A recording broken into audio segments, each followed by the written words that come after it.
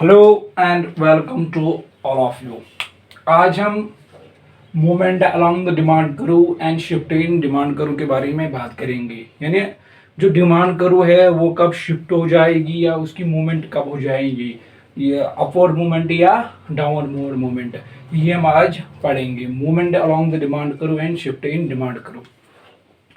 देखो, जो ये लेक्चर है, जो मैंने इससे पहले जो लेक्चर दिया था, हमने पढ़ा था डिमांड एंड द डिटरमिनेंट्स। बिल्कुल आप वो रिकॉल करिए, वो फैक्टर जो इफेक्ट करते हैं डिमांड को, वो टॉपिक और ये टॉपिक रिलेट है आपस में, वही हम रिकॉल करेंगे। पहले मैंने आपको बोला था कि डिमांड जो है, डिमांड बहुत सारे फैक्टर्स पे डिपेंडेंट है। फॉर एग्जाम्पल मैंने बोला आपको प्राइस पे डिपेंडेंट है, प्राइस ऑफ रिलेटेड गुड्स पे है, सब्स्टिट्यूटेड गुड्स पे है, इनकम ऑफ द कंज्यूमर पे है, टेस्ट एंड प्रेफरेंसेस पर है। मतलब डिमांड बेस करती है या डिमांड इफेक्ट होती है। हम वही यहाँ पे लिखेंगे, यानी हम डिमांड फंक्शन बनाएंगे। अब डी ऑफ एक्स मतलब demand of x is a function of, किसकी फंक्शन है? एक तो है प्राइस ऑफ एक्स, यानी जो एक्स गुड है इसके प्राइस पे डिपेंडेंट है।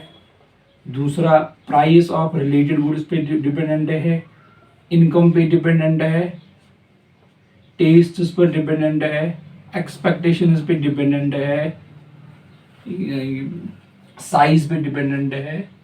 So these are the factors which affect the demand. मतलब जो ये डिमांड है D of X, demand of X depends upon price of X. Commodity के अपने प्राइस पे डिपेंडेंट है या प्राइस ऑफ रिलेटेड गुड्स पे डिपेंडेंट है।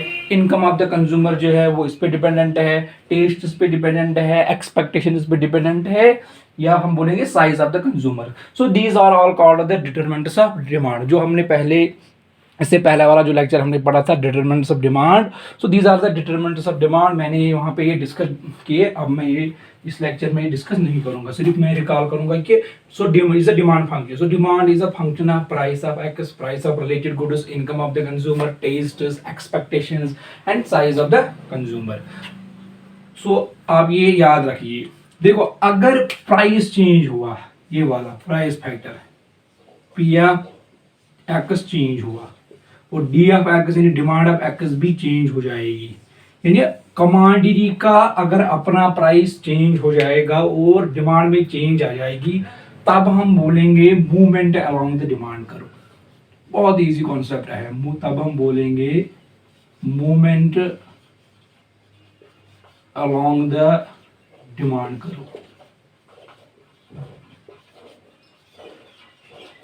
यानी जब कमोडिटी का अपना प्राइस चेंज हो जाएगा, उससे डिमांड चेंज हो जाएगी, तब हम बोलेंगे मूवमेंट अलोंग द डिमांड करो। जो ये बाकी फैक्टर्स है, price of related goods, income, taste, expectation, size of the consumer, ये सब उस वक्त कांस्टेंट रह जाएंगे। तब हम बोलेंगे कि डिमांड में जो मूवमेंट, उसको बोलेंगे movement along the demand curve. कब? जब कमोडिटी का अपना प्राइस, यानी एक्स एक गुड है, उसका प्राइस अगर चेंज हो जाएगा, तब हम बोलेंगे मूवमेंट अलोंग द डिमांड करो। ठीक है, वही पहले हम पढ़ेंगे movement along the demand curve. सो जब कमोडिटी का अपना प्राइस चेंज हो जाएगा, उससे डिमांड में जो चेंज आएगी उसको बोलते हैं मूवमेंट अलोंग द डिमांड करो। Simply, when price of a commodity changes and demand changes, it is called the movement along the demand करो। ठीक है, उसको बोलते हैं movement along the demand curve. So movement along the demand curve occurs due to the change in the price of a good. या commodity या good के अपने प्राइस जब चेंज हो जाएगा, डिमांड में चेंज आएगी, उसको बोलेंगे मूवमेंट अलोंग द डिमांड करो। ठीक है, अब जो मूवमेंट अलोंग द डिमांड करो है, ये दो तरीके की, मतलब two types of movement along the demand करो। एक तो आएगा extension of demand, extension of demand. Movement along the demand करो दो तरह के होते हैं। एक तो है एक्सटेंशन ऑफ डिमांड, दूसरा है contraction of demand. Contraction of demand यानी प्राइस के चेंज होने से डिमांड में जो चेंज आती है उसको बोलते हैं movement along the demand curve. So movement along the demand करो, जब प्राइस चेंज हो जाएगा, वो दो तरीके के होते हैं। एक तो होता है एक्सटेंशन ऑफ डिमांड, दूसरा होता है कॉन्ट्रैक्शन ऑफ डिमांड। हम मूवमेंट अलोंग द डिमांड की बात करते हैं। ठीक है, सो एक्सटेंशन ऑफ डिमांड कब आएगा? एक्सटेंशन मतलब इंक्रीज, जब डिमांड एक्सटेंड हो जाएगी। कब? जब उस कमोडिटी का प्राइस डिक्रीज हो जाएगा, जब उस कमोडिटी का पी ऑफ एक्स डिक्रीज हो जाएगा तब आएगा एक्सटेंशन ऑफ डिमांड, यानी डिमांड एक्सपैंड हो जाएगी। कॉन्ट्रैक्शन ऑफ डिमांड का है मतलब डिक्रीज इन डिमांड, कब आएगा? जब पी ऑफ एक्स इंक्रीज हो जाएगा। This is the concept of the movement along the demand. It's a very easy concept है, यानी मूवमेंट अलोंग द डिमांड करो आप ये समझिए, जब कमोडिटी का अपना प्राइस चेंज हो जाएगा उसको बोलते हैं मूवमेंट अलोंग द डिमांड करो। और मूवमेंट अलोंग द डिमांड करो दो तरह के होते हैं, एक तो होता है एक्सटेंशन ऑफ डिमांड, दूसरा है contraction of demand. Extension of demand तब आएगा जब कमोडिटी का प्राइस अपना प्राइस डिक्रीज हो जाएगा। कॉन्ट्रैक्शन तब आएगा जब कमोडिटी का अपना प्राइस इंक्रीज हो जाएगा। ठीक है, it's a very easy concept, इसको बोलते हैं मूवमेंट अलोंग द डिमांड करो। ठीक है, ये पहले में ही बताऊंगा, यानी movement along the demand curve कब आएगा, यही मैं लिखूंगा। When price of good changes, demand changes, it is called movement along the demand करो, इसको बोलते हैं movement along the demand करो। यानी कमोडिटी का अपना प्राइस जब चेंज हो जाएगा तो डिमांड में चेंज आएगी, उसको बोलेंगे मूवमेंट अलोंग द डिमांड करो। दो तरह के मैंने आपको बोला, एक तो है contraction of demand,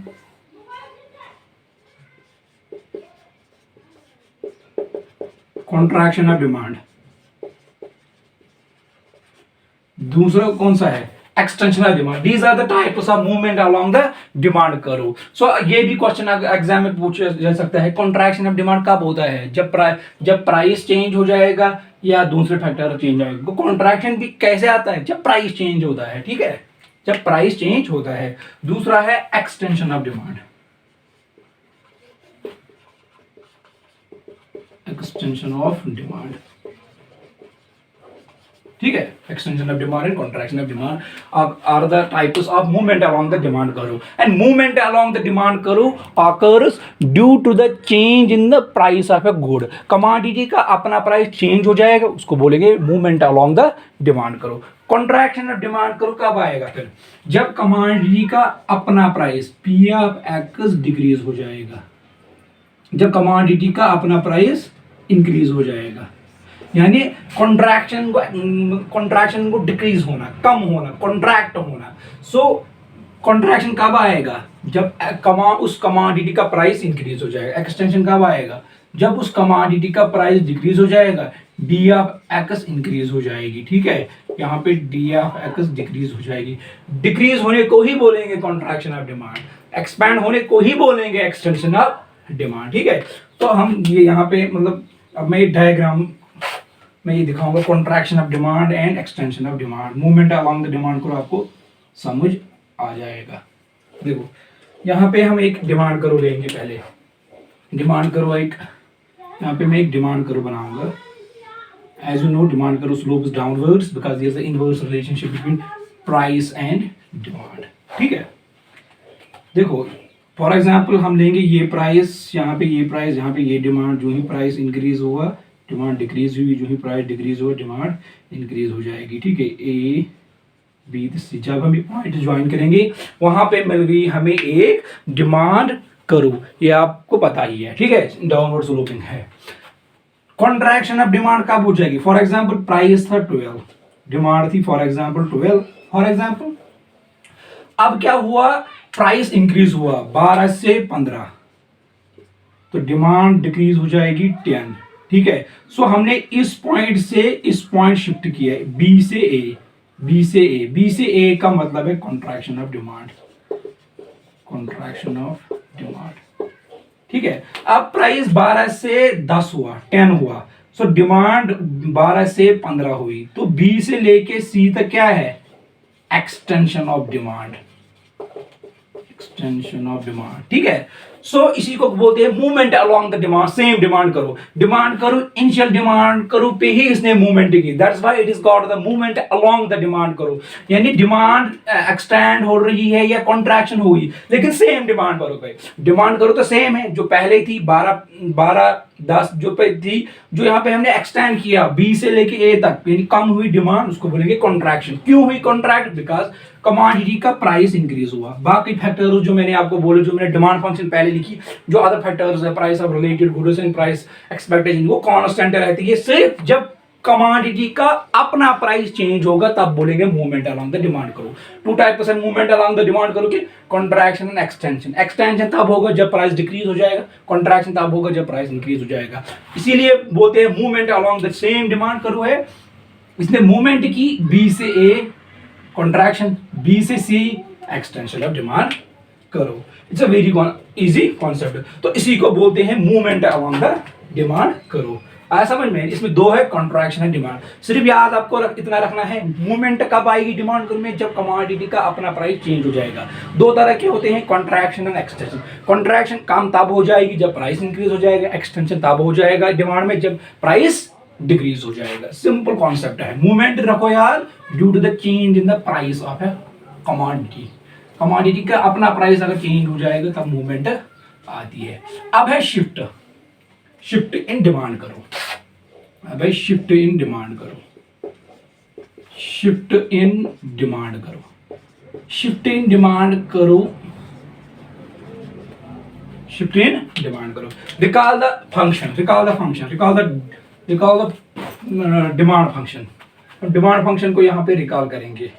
D of x is a function of price of X, price of related goods, expectations, income of the consumer, size of the consumer. ठीक है। सो शिफ्ट इन डिमांड करो कब आएगा? आप ही बोलो। शिफ्ट तब आएगा demand करो। Demand shift का मतलब है अगर ये डिमांड करो है, ये यहां से शिफ्ट हो जाएगी, दैट्स कॉल्ड द शिफ्ट। या अपवर्ड शिफ्ट हो सकती है या डाउनवर्ड शिफ्ट होती है। सो shift in the demand curve occurs जब प्राइस के बगैर दूसरे फैक्टर्स चेंज होएंगे, यानी प्राइस अब कांस्टेंट रह जाएगा, बाकी फैक्टर जो है related good, expectations, income, size, अगर ये चेंज हुए, अगर ये फैक्टर्स चेंज हुए तब हम बोलेंगे डिमांड में शिफ्ट है। यानी shift in the demand curve occurs when the price, when the other factors change except price. Price के बगैर जो भी फैक्टर्स है जो डिमांड को इफेक्ट करते हैं, अगर वो चेंज हो जाएंगे तब हम बोलेंगे डिमांड करो में शिफ्ट आया है। क्या आया है? Shift. Shift occurs due to the change in the factors which affected demand other than price. अपना प्राइस के बगैर, यानी कमोडिटी का जो अपना प्राइस होता है, इसके बगैर जो अगर फैक्टर्स चेंज हुए, अदर फैक्टर्स चेंज हुए तो तब बोलेंगे शिफ्ट। सो शिफ्ट ऑकर्स, शिफ्ट कब आती है डिमांड में? शिफ्ट करो आती है जब अदर फैक्टर्स चेंज हो जाएंगे, अदर फैक्टर्स चेंज होंगे except price, except own price लिखेंगे हम यहाँ पे। जब कमोडिटी का अपना प्राइस कांस्टेंट रह जाएगा, रिलेटेड गुड्स का चेंज हो जाएगा, एक्सपेक्टेशंस बढ़ जाएंगे या डिक्रीज हो जाएंगे, इनकम चेंज हो जाएगी, size of the consumer change हो जाएगा, या एडवर्टीजमेंट भी हम ले सकते हैं। अगर वो चेंज हुए तब हम बोलेंगे शिफ्ट इन द डिमांड करो। आया समझ में? तो shift occurs due to the change in the factors except price. Price के बगैर जो भी फैक्टर है जो डिमांड को इफेक्ट करता है वो शिफ्ट लाएगा किसमें? डिमांड में। अब शिफ्ट भी दो तरह के होते हैं, एक तो होता है अपवर्ड शिफ्ट, यानी अपवर्ड शिफ्ट या increase in demand, increase in demand. दूसरा है डाउनवर्ड शिफ्ट। एक तो है अपवर्ड शिफ्ट, दूसरा क्या है? Downward shift. सो डिमांड करो में दो तरह के शिफ्ट आ सकते हैं, एक तो डाउनवर्ड शिफ्ट आ सकता है, एक तो आ सकता है डाउनवर्ड शिफ्ट यानी डिक्रीज इन डिमांड, दूसरा है decrease in demand. So shift in the demand करो जो है वो क्या है? वो दो तरह के होते हैं, एक तो है अपवर्ड शिफ्ट, दूसरा है डाउनवर्ड शिफ्ट। यानी शिफ्ट जब आता है डिमांड करो में जब कमोडिटी का अपना प्राइस कांस्टेंट रहता है, बाकी फैक्टर्स चेंज जो हो जाते हैं, तब हम बोलेंगे कि डिमांड कर्व में क्या आया, डिमांड कर्व में शिफ्ट आया है, यानी shift occurs in the demand curve. ठीक है, सो शिफ्ट जो आएगा वो दो तरह का आएगा, एक तो है अपवर्ड यानी इंक्रीज हो जाएगी डिमांड, दूसरा है डाउनवर्ड शिफ्ट जब डिमांड डिक्रीज हो जाएगी। ठीक है, देखो अपवर्ड शिफ्ट कब आएगा, क्या लगता है आपको, मतलब जो फैक्टर्स मैंने आपको बोले, जो मैंने आपको डिमांड फंक्शन बोली, उसकी जो फैक्टर्स है प्राइस के बगैर अगर वो चेंज हो जाएंगे तो शिफ्ट आ जाएगी। अब बात है अपवर्ड शिफ्ट कब आएगा, डाउनवर्ड शिफ्ट कब आएगा। अगर rise in the price of substituted हुआ goods, a rise in the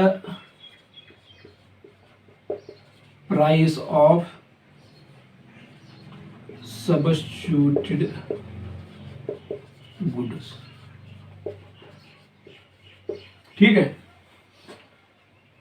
अगर सब्स्टिट्यूटेड गुड का प्राइस राइज हुआ तो दूसरे की डिमांड इंक्रीज हो जाएगी, क्योंकि दोनों गुड जो है वो क्या है, वो है substituted goods. So upward shift और इंक्रीज इन द डिमांड या rise in the demand occurs due to the increase in the price of substituted goods. अगर सब्स्टिट्यूटेड गुड का प्राइस इंक्रीज हो जाएगा तो डिमांड में शिफ्ट आ जाएगा अपवर्ड, यानी डिमांड करूं, इनिशियल डिमांड करूं से शिफ्ट होके अपवर्ड की तरफ जाएगी। यह है पहला फैक्टर। दूसरा है a fall in the price of complementary goods, yeah, a fall in the price of complementary goods, a fall in the price of complementary goods,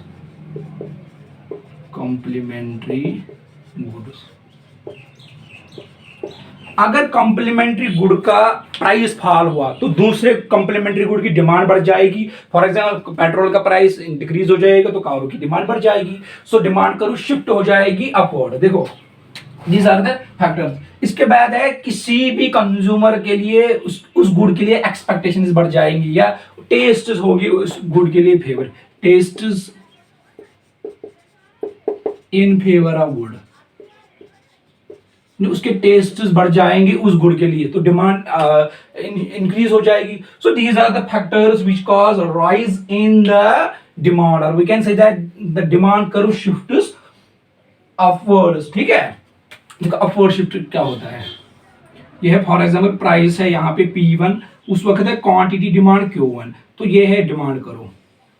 अब क्या हुआ, अपवर्ड शिफ्ट कब आएगा, मैंने बोला प्राइस कांस्टेंट रहेगा, प्राइस चेंज नहीं हो जाएगा, सेम प्राइस रह जाएगा, लेकिन डिमांड करो शिफ्ट हो जाएगी यहां से यहां तक with around the same price. देखो डिमांड कितनी बढ़ जाएगी, सेम प्राइस पे बढ़ गई डिमांड Q1, उसी सेम प्राइस पे था क्यों पहले डिमांड, क्यों डिमांड करो शिफ्ट हुई, अपवर्ड शिफ्ट हुई, क्यों ये थी डिमांड करो D1, इनिशियल डिमांड करो फिर बढ़ गई D1, क्यों शिफ्ट हुई, क्योंकि उसके फैक्टर्स चेंज हुए। फॉर एग्जांपल इनकम बढ़ गई और एक फैक्टर, उसकी इनकम बढ़ गई, income of the consumer rises, और एक फैक्टर वाई में यहाँ पे लिखो इनकम इंक्रीज, शॉर्ट में इनकम इंक्रीजेस, टेस्ट बढ़ गए उस गुड के लिए, price of the substituted rises, fall in the price of complementary goods causes upward shift और इंक्रीज इन डिमांड, और डिमांड करो यहाँ से यहाँ चली जाएगी, क्योंकि उसी को बोलते हैं ना शिफ्ट। शिफ्ट फ्रॉम डी से लेके D1, देखो ब्लू से लेके ग्रीन हुई, डिमांड करो शिफ्ट। ब्लू जो थी ये पहले इनिशियल डिमांड करो थी इस P पे, सेम प्राइस पे डिमांड करो शिफ्ट हुई, प्राइस चेंज नहीं हुआ, फिर क्या चेंज हुआ, ये फैक्टर चेंज हुए, इन्होंने डिमांड करो को क्या किया, इंक्रीज किया, अपवर्ड मूवमेंट लाई इन्होंने डिमांड करो में। ठीक है, इसको बोलते हैं अपवर्ड शिफ्ट और इंक्रीज इन डिमांड। अब है downward decrease in demand. Downward demand करो का मतलब डिक्रीज हो जाएगी अगर इनकम कंज्यूमर की डिक्रीज हो गई। ठीक है, उसके टेस्ट इसके अपोजिट सारे factors, taste in favour of good नहीं, वो अपोजिट हुए, क्या हुए, टेस्ट हुए अपोजिट उस गुड के लिए, टेस्ट अपोजिट। ठीक है, और क्या हुआ, rise in the price of substituted, fall in the price of substituted goods. जब फॉल प्राइस हो जाएगा किसी सब्स्टिट्यूटेड गुड की तो उसकी डिमांड जो है वो उसकी जो ये है fall in the price of substituted, मतलब है अगर सब्स्टिट्यूटेड गुड की प्राइस जो है अगर वो फॉर एग्जांपल फॉल हुआ, fall in the price of substituted good, substituted good अगर यहाँ पे मैं लिखूंगा fall in the price of substituted goods।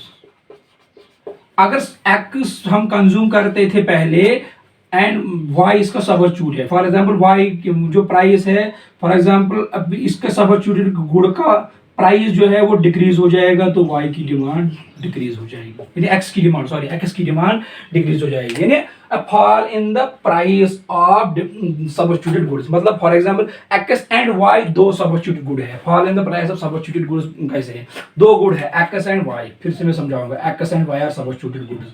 For example ये Colgate and Pepsodent, for example इसमें इसके प्राइस वाई का प्राइस जो है वो डिक्रीज होगा। पहले हम क्या करेंगे, जरा हम क्या करेंगे, अगर इसका प्राइस डिक्रीज हो जाएगा हम यहाँ से यहाँ पर शिफ्ट हो जाएंगे एक्स से वाई, और एक्स की डिमांड क्या होगी, वो हुई डिक्रीज, वही मैंने यहाँ पे लिखा है fall in the price of substituted goods. ठीक है, तो डिक्रीज ये है these are the reasons of downward sloping. दूसरा है rise in price of complementary good, see मैंने यहाँ पे लिखा शॉर्ट में, यानी अगर पेट्रोल का प्राइस इंक्रीज हो जाएगा तो कारों की डिमांड डिक्रीज हो जाएगी और डिमांड करो डाउनवर्ड शिफ्ट हो जाएगी। इसमें क्या हो जाएगी, डिमांड करो जो है वो डाउनवर्ड शिफ्ट हो जाएगी। यानी अगर इसकी बात करेंगे हम, डिमांड करो अगर इनिशियली, मैं यहाँ पे पहले मिटाऊंगा, अगर डिमांड करो फॉर एग्जाम्पल डाउनवर्ड की बात करेंगे, अगर हम यहाँ पे लेंगे ये है इनिशियल डिमांड करो, फॉर एग्जांपल इस प्राइस पे ये डिमांड करो है। ठीक है, अब क्या हुआ, ये फैक्टर चेंज हुए, इनकम डिक्रीज हुई, टेस्ट और हुए अपोजिट उस गुड के लिए, price of the substituted goods fall हुआ, कॉम्प्लीमेंट्री गुड्स का प्राइस राइज हो जाएगा, तो डिमांड करो अलोंग द सेम प्राइस पे शिफ्ट हो जाएगी डाउनवर्ड, उसी को बोलते हैं डाउनवर्ड शिफ्ट, यहाँ से यहाँ तक। ठीक है, अलॉन्ग द सेम प्राइस, जो सेम प्राइस पे देखो क्वांटिटी पहले Q1 थी अब Q0 है। ठीक है, प्राइस था P0, इसी को बोलते हैं downward shift in the demand करो।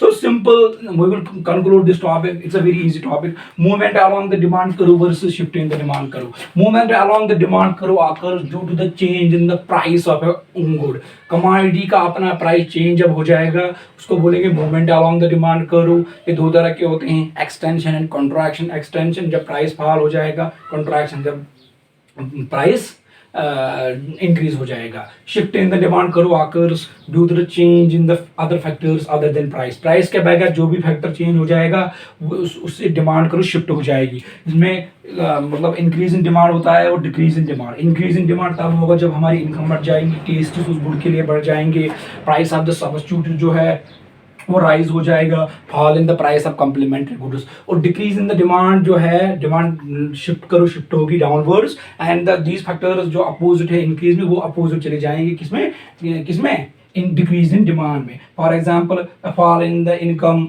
fall in the price of substituted goods, a rise in the price of complementary goods, a change in the demand and change in the tastes against this commodity. ठीक है, these are called the factors which affect the increase in demand and decrease in demand। ये छोटा सा topic था, बहुत easy topic था, इसमें सिर्फ आपको याद रखनी है मूवमेंट कब आ जाएगी, शिफ्ट कब आ जाएगी डिमांड कर्व में। ठीक है, इसके बाद हम और एक टॉपिक पढ़ेंगे, छोटा सा ही टॉपिक है, types of demand curves। types of demand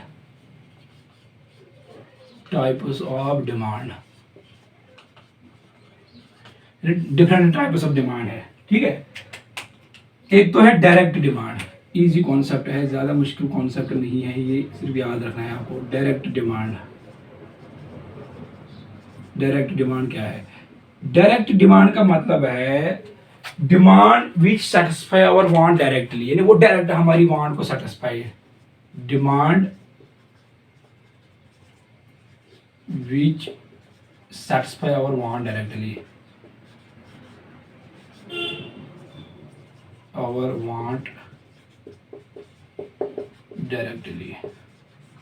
for example food, milk, ठीक है, फूड मिल्क पेन जो हमारे पास होता है ये हमारी वांट को डायरेक्टली सेटिस्फाई करता है एटसेट्रा। ठीक है, डिमांड विच सेटिस्फाई और वांट डायरेक्टली, फूड मिल्क, उसको बोलते हैं डायरेक्ट डिमांड।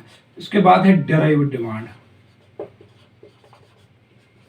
जो एग्जाम में पूछे जाते हैं कभी कभार।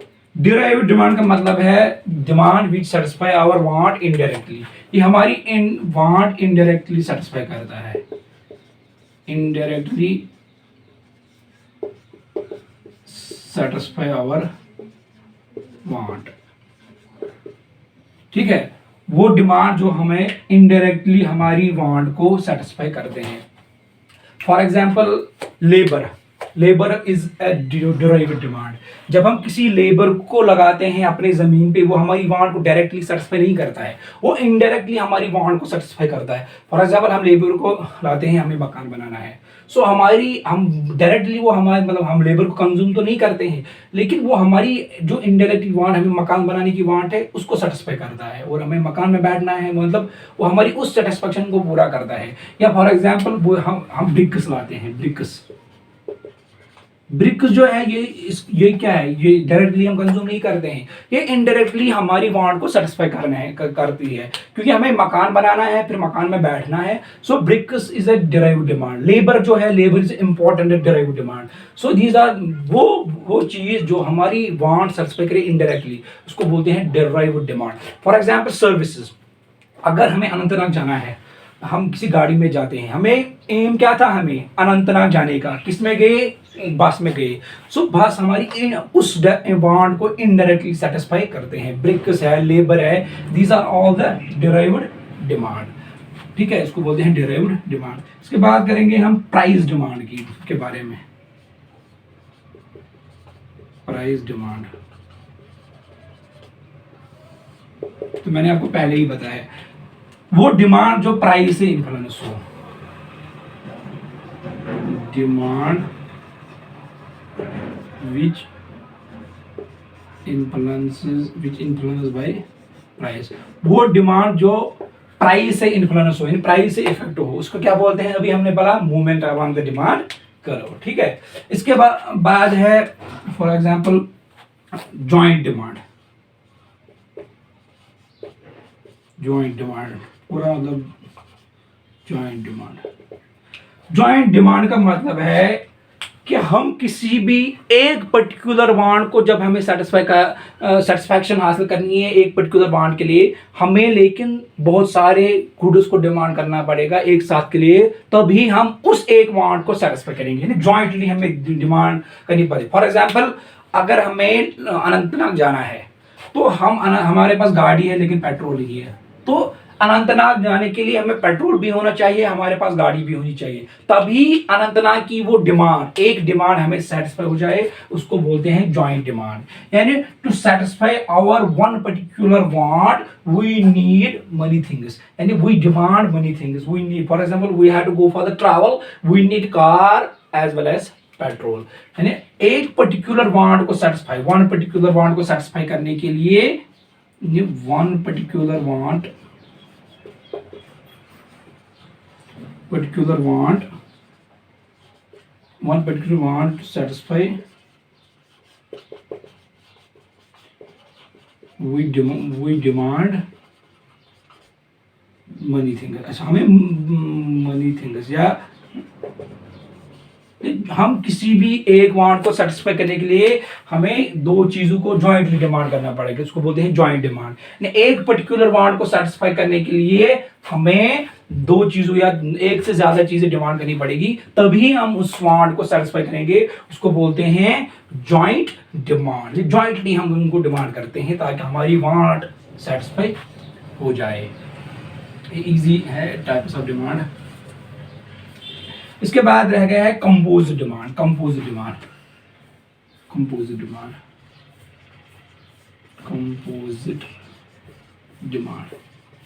नाम से ही पता चल रहा है, ये बहुत कंपोजिट मतलब मनी थिंग्स। हम किसी एक चीज को डिमांड करते हैं, लेकिन वो हमारी बहुत सारी डिमांड को वो सेटिस्फाई करता है, फॉर एग्जाम्पल हम मिल्क को डिमांड करते हैं, लेकिन मिल्क से हम कर्ड भी बना सकते हैं, हम बटर भी उससे ले सकते हैं। सो वो हमारी मतलब वो हमारी सेटिस्फैक्शन इंक्रीज करते हैं। ठीक है, तो मतलब a demand which satisfy our money wants, or when we demand one particular thing and that thing satisfy our money wants। यानी कंपोजिट का मतलब है, याद रखना, कंपोजिट का मतलब है हम किसी हम जब हम एक पर्टिकुलर थिंग को डिमांड करते हैं, यानी डिमांड है one particular, when we demand one particular thing and that very good or thing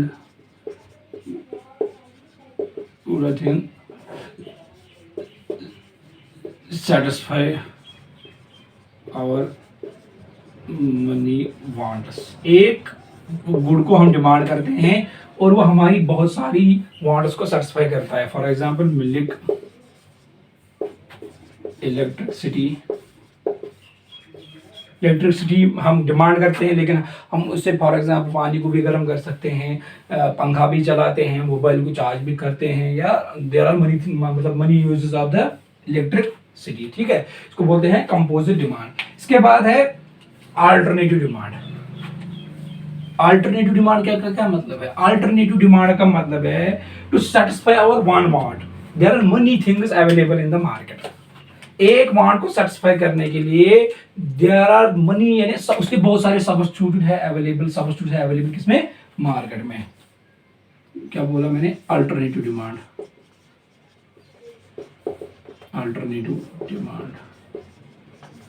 ठीक है, अल्टरनेटिव डिमांड का मतलब है to satisfy our one want,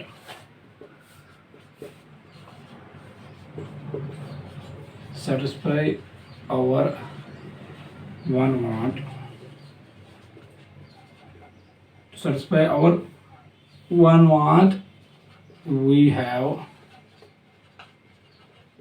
many things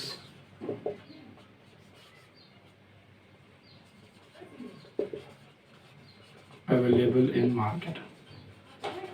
उस एक पर्टिकुलर वांट को सेटिस्फाई करने के लिए हमें हमारे मार्केट में बहुत सारे गुड्स अवेलेबल है। फॉर एग्जांपल हंगर, हमारे पास में भूख लगी है, उस हंगर को बुझाने के लिए, उस हंगर को डिक्रीज करने के लिए मार्केट में बहुत हम खाना खा सकते हैं, हम चाय पी सकते हैं, हम पिज्जा खा सकते हैं, एनीथिंग वी कैन, सो हमारी जो हंगर है वो डिक्रीज हो जाए। ठीक है, इसको बोलते हैं alternative demand. So these are the different types of demand. छोटा सा टॉपिक था। इसके बाद रह गया प्राइस, इनकम डिमांड क्या होती है और क्रॉस डिमांड क्या होती है। इसके बारे में ये वो बहुत सारा, उसमें बहुत सारे पॉइंट्स निकलते हैं, वो मैं यहाँ पे नहीं पढ़ाऊंगा, वो मैं अलग से पढ़ाऊंगा जब हम टाइप प्राइस इलास्टिसिटी पढ़ाऊंगा, उसमें हम क्रॉस इलास्टिसिटी भी पढ़ेंगे, वहाँ पे हम पढ़ेंगे इनकम इलास्टिसिटी ऑफ डिमांड भी। और भी टाइप्स ऑफ डिमांड के हैं, लेकिन वो अच्छे टॉपिक्स है, वो मैंने अलग से मैं आपको पढ़ाऊंगा। फिलहाल आप ये बेसिक्स है, अल्टरनेटिव डिमांड क्या होती है, बेसिक कॉन्सेप्ट है। और ये था आज का टॉपिक। आज हमने क्या पढ़ा? Movement along the demand curve and shift. Simple topic, movement along the demand curve occurs due to the change in the price of the good and shift occurs due to the change in the other factors other than price. ठीक है, उसके बाद हमने पढ़ी कुछ types of demand के, easy है, कोई भी इनको समझ सकता है, इनमें कोई मतलब कॉन्सेप्ट की बात है ही नहीं, मतलब मैं कॉन्सेप्ट था इनमें सिर्फ इतना याद रखना है, अल्टरनेटिव डिमांड क्या होती है, डायरेक्ट डिमांड क्या होती है, जॉइंट डिमांड क्या होती है, इंपॉर्टेंट है इसमें डिराइव्ड डिमांड क्या होती है, जिसमें से क्वेश्चन आ सकता है डिराइव्ड डिमांड में से। पिछली बार भी अकाउंट असिस्टेंट में एक क्वेश्चन आया था। So this the today's lecture. Thank you so much.